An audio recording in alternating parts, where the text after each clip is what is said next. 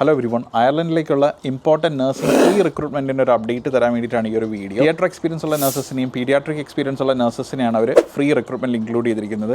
ഈ ഏപ്രിലാണ് ഇൻ്റർവ്യൂസും കാര്യങ്ങളെല്ലാം തന്നെ KCR എന്ന് പറയുന്ന ഇൻ്റർനാഷണൽ ഏജൻസിയാണ് ഈ ഒരു റിക്രൂട്ട്മെൻറ്റും കാര്യങ്ങളെല്ലാം കണ്ടക്ട് ചെയ്യുന്നത്. ഇതിന് മുന്നേ ലസ്റ്ററിലേക്കും അയർലൻഡിലേക്കുള്ള നിരവധി ഇൻ്റർവ്യൂസ് KCR ത്രൂ കണ്ടക്ട് ചെയ്തിട്ടുണ്ട്. അതിൻ്റെ എല്ലാം തന്നെ പ്രോപ്പർ അപ്ഡേറ്റ്സ് കഴിഞ്ഞ വീഡിയോസിൽ ഞങ്ങൾ ഇടുകയും അതിൻ്റെ ഷോർട്ട് ലിസ്റ്റും കാര്യങ്ങളെല്ലാം കഴിയും മിക്ക ആൾക്കാർക്കും ജോലി കിട്ടുകയും ചെയ്തിട്ടുണ്ട്. ഫസ്റ്റ് വൺ പീഡിയാട്രിക് ICUലേക്ക് വന്നിട്ടുണ്ട്, PICUലേക്ക്. പിന്നെ അതുപോലെ തന്നെ പീഡിയാട്രിക് ഓങ്കോളജിയിലേക്കുള്ള വാക്കൻസീസ് വന്നിട്ടുണ്ട്. അതുപോലെ പീഡിയാട്രിക് എമർജൻസി ഡിപ്പാർട്ട്മെൻറ്റിലേക്കുള്ള വാക്കൻസീസ് ഉണ്ട്.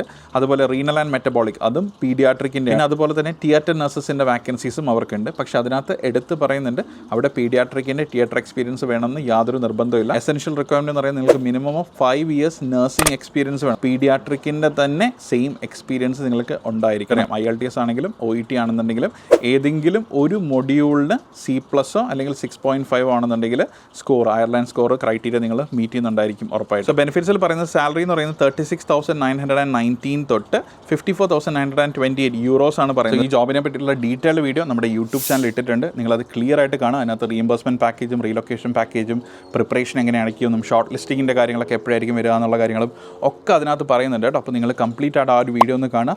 ആൻഡ് പേജ് നിങ്ങൾ ഫോളോ ചെയ്യുക ഉറപ്പായിട്ട്. മാക്സിമം നിങ്ങളുടെ ഫ്രണ്ട്സിനൊക്കെ തന്നെ നിങ്ങൾ എന്ത് ചെയ്യുക, ഒന്ന് ഷെയർ ചെയ്ത് കൊടുക്കുക. Okay, by.